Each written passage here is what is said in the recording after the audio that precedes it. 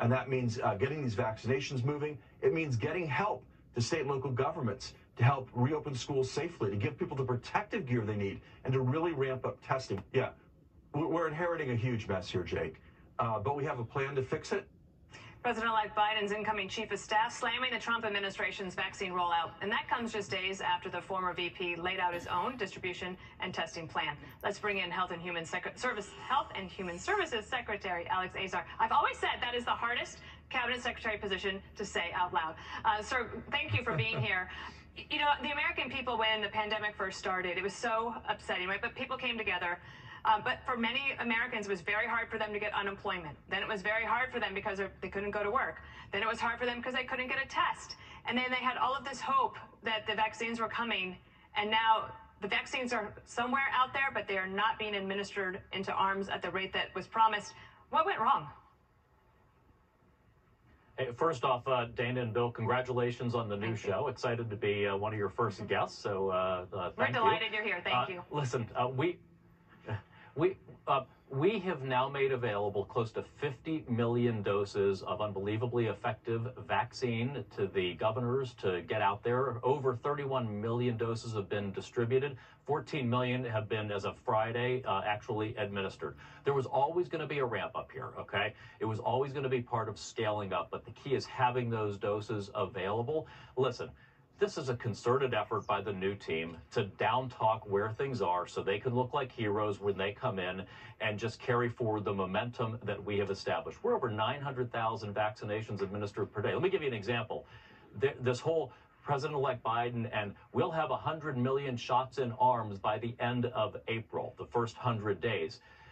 We will have distributed 250 million doses of vaccine by the end of April. If they've only done 100 million vaccinations by then, it will be a tragic squandering of the opportunity that we have handed. A couple things here, Mr. Secretary, and thank you for your time today, and thank you for your well wishes as well. And you announced your resignation over the weekend. I hope even after that resignation you come back and continue to update us on what you think needs to be done in America given health care here.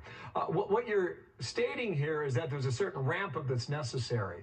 How long before that hits a plane? And it seems after talking to doctors that a lot of people, you know, they get the prescriptions from their doctor and they get their medication from the pharmacy, but they don't go to their doctor or their pharmacy to get these shots. If you were to rewind time, is that the one thing you would change about how this vaccination rollout has gone so far? Well, you know, we deferred to the states, to the governors on how to actually get the vaccine administered. And I think initially, there were many governors that were overly prescriptive in how they told us to distribute the vaccine, you know, limiting it to certain hospitals and almost telling us to vaccinate people by job code. And that's where we hit them last week and said, you know, you got to open the aperture. You've got to get this vaccine out to people 65 and over. Get it out to people who are under 65 and have comorbidities. And stop being so hospital-based in how you're distributing the vaccine. Get it out to retail pharmacies. Get it out to doctors' offices. Use community health centers. As you said, Bill, get it to the places where people normally get their vaccines, where they have the data systems to do it. They're used to doing this. Yeah, at Operation Warp Speed, did you trust the states too much? Well, we have to. We can't micromanage this from the center. Look how bad it is in places like New York and Michigan and Minnesota and Wisconsin, where the governors have micromanaged it from the state capitol. I mean, imagine what would have happened if we tried to micromanage this from Washington or from Atlanta and the CDC. No, you've got to do this at the local level. And most governors are doing a great job. And most governors, over 70% of our governors would tell you, Democrat and Republican, that this is going well. They're working well with us. It's the natural scale up. You've got some governors who are frankly the ones who are failing, who have administered 50% or less of the vaccines that have been shipped to them. That's places like Minnesota, Wisconsin, Michigan. They're failing, and they're just looking for somebody else to blame here. Let's be honest about it. Sir, while all of this is going on, the pharmaceutical companies, of which I know that you know the industry well, they have raised prices on prescription drugs, and that is, again, a big problem for a lot of people out there. Do you see that continuing, or do you see any changes that the Biden administration might try to initiate?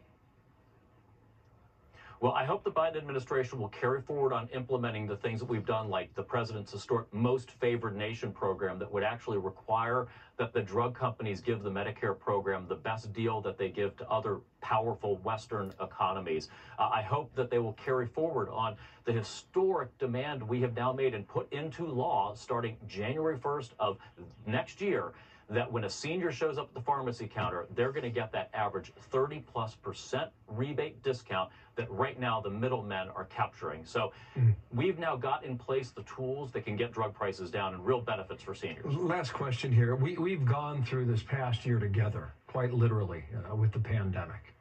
And as you close out your tenure there, what would you have done differently, do you think, as you look back?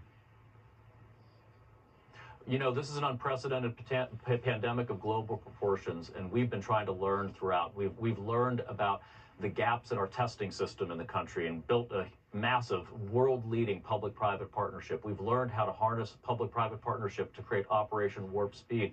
We've learned how defective the data systems were that we had to build to get real-time data and visibility into the system. And we've learned about the defects of the Strategic National Stockpile and build a new one. So you don't say everything was perfect, but you say you see a problem, you attack the problem, and you build on that to prepare better for the future. So I think that's the kind of learning culture any successful business leader or cabinet secretary would want to have in their organization. But make no mistake, through the early and aggressive efforts that we've taken and through the historic efforts to bring therapeutics and vaccines to the American people, every lost life is tragic. But I do believe we've saved lives. I do believe we've protected our healthcare system. But it's hard. It's hard for all of us. We're in this, as you said, Bill, we're all in this together, and I just wish we could act more like, whether Democrat or Republican, we're in this together, working together. It is not a place to score political points. Probably my biggest regret is how quickly it became point scoring between the parties instead of all just rowing together for the good of the American people. Mr. Secretary, thank you for coming on the show, and I hope that we see you in the days ahead. Thank you. Thank you. Thank you, sir.